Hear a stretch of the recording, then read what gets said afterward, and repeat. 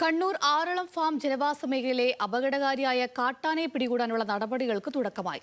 ആറളം ആദിവാസി പുനരധിവാസ മേഖലയിലും സമീപ പ്രദേശങ്ങളിലും വർഷങ്ങളായി ഭീതി വിതയ്ക്കുന്ന വലിയ മോഴയാനയായ കണ്ണൂർ മഗ്നയെ പിടികൂടാനാണ് വനംവകുപ്പ് നടപടികൾ ആരംഭിച്ചത്. ഉദ്യോഗസ്ഥ തലത്തിൽ നടപടികൾ വേഗത്തിലാക്കുമ്പോഴും ദൗത്യത്തിൽ വെല്ലുവിളികൾ ഏറെയാണ്. 9 വർഷം മുൻപ് ചുള്ളിക്കൊമ്പൻ എന്ന അപകടകാരിയായ കാട്ടാനയെ മയക്കുവെടി വെച്ച് പിടികൂടി മാറ്റിയ ആറളത്ത് വീണ്ടും സമാനമായ ദൗത്യത്തിന് ഒരുക്കങ്ങൾ തുടങ്ങി. പുനരധിവാസ മേഖലയിലും സമീപ പ്രദേശങ്ങളിലും വർഷങ്ങളായി ഭീതി വിതച്ചു വരുന്ന വലിയ മോഴയെന്ന കണ്ണൂർ മഖനെയാണ് ഇത്തവണ ലക്ഷ്യം. ആനയെ പിടികൂടി റേഡിയോ കോളർ ഘടിപ്പിച്ച് സുരക്ഷിത വനമേഖലയിലേക്ക് മാറ്റാൻ കഴിഞ്ഞ ദിവസമാണ് ഉത്തരവിറങ്ങിയത്. 2008 മുതൽ ആറളം പുനരധിവാസ മേഖലയിലും പരിസര പ്രദേശങ്ങളിലും വലിയ മോഴ ജനങ്ങളുടെ ഉറക്കം കെടുത്തുന്നുണ്ട്. നിരവധി മനുഷ്യജീവനുകൾ അപഹരിച്ച ഈ ആന വീടുകളും കൃഷിയിടങ്ങളും വാഹനങ്ങളും ആക്രമിച്ച 200ഓളം സംഭവങ്ങളുണ്ട്.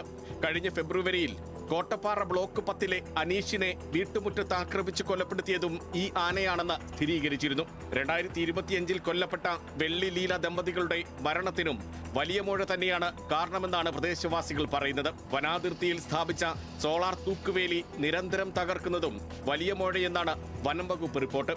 മയക്കുവെടി വെക്കാനുള്ള നടപടികൾ ആരംഭിച്ചെങ്കിലും ഓപ്പറേഷൻ കണ്ണൂർ മഖന വെല്ലുവിളികൾ ഏറെയുള്ളതാണ്. ആദ്യം ചെയ്യുന്നത് ഈ മോഴയാനയെ നിരീക്ഷിക്കുക എന്നുള്ളതാണ്. നിരീക്ഷിച്ച് അതിൻ്റെ ഹെൽത്ത് മറ്റു കാര്യങ്ങളെല്ലാം നിരീക്ഷിച്ച ശേഷം വർദ്ധ നടപടികൾ ആരംഭിക്കുന്നതാണ്. മിനിമം 2 ആഴ്ചയെങ്കിലും എടുക്കും. എത്ര കാലം എടുക്കും എന്നുള്ളത് പറയാൻ പറ്റില്ല. എത്രയും പെട്ടെന്ന് തീർക്കുന്നത് തന്നെയാണ് നമുക്കും താല്പര്യം.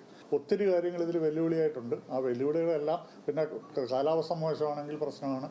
കുങ്കിയാനകളെ കൊണ്ടുവരുമ്പം സാധാരണ ഇതിൽ അതിൻ്റെ ഒരു മണം ഉണ്ടെങ്കിൽ ഈ ആന അടുത്തേക്ക് വരില്ല, അത് പോവും ആന. അപ്പം അങ്ങനെയുള്ള സാഹചര്യമുണ്ട്. ഒരുപാട് സാഹചര്യങ്ങൾ ഫേസ് ചെയ്യാനുണ്ട്. ആനമതിലും സോളാർ വേലിയുമെല്ലാം എളുപ്പം മറികടക്കാനുള്ള ആർജിത ശേഷി ഈ ആന നേടിക്കഴിഞ്ഞിട്ടുണ്ട്. ഒളിഞ്ഞിരിക്കുന്ന ശീലമാണ് മറ്റൊരു പ്രതിസന്ധി. 190 തവണ നടത്തിയ നിരീക്ഷണത്തിൽ 12 തവണ മാത്രമാണ് വലിയ മോഴയെ നേരിൽ കണ്ടെത്താനായത്. ആക്രമണം നടത്തിയ ശേഷം അതിവേഗം വനത്തിലേക്ക് മറയുന്ന സ്വഭാവവും ഒളിഞ്ഞിരുന്ന് ആക്രമിക്കുന്ന രീതിയും ഈ ആനയെ അതീവ അപകടകാരിയാക്കുന്നതായി വനം വകുപ്പ് ചൂണ്ടിക്കാട്ടുന്നുണ്ട്. പകൽ സമയങ്ങളിൽ ആനയെ കണ്ടെത്താൻ കഴിയാത്തതും ദൗത്യം കൂടുതൽ സങ്കീർണമാക്കും.